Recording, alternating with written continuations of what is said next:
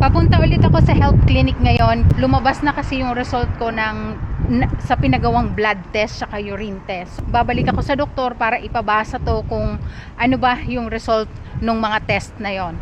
Tapos ito pala yung card ko, health insurance. Under ako ng Clalit dito sa Israel. Bali ang nagbabayad ng insurance ko is yung employer ko. Tapos makakapagpa-check up na ako kung kinakailangan.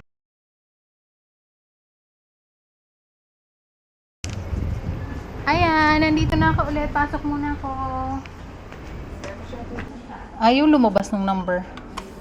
Ito pala. Ayan pala. Meron. Joke lang. Hindi ko lang masyadong na-swipe kanina. So, andito na ako. Ito na. Over. Parang dati. Sa dating room lang naman. Ayun.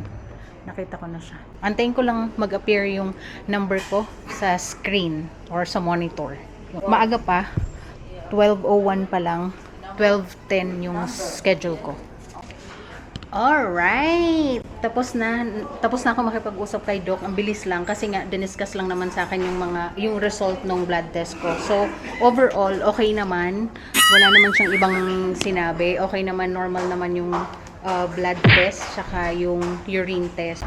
I mean, hindi naman pala totally normal. May nakita dito, itong EOS.ABS-CBN chart.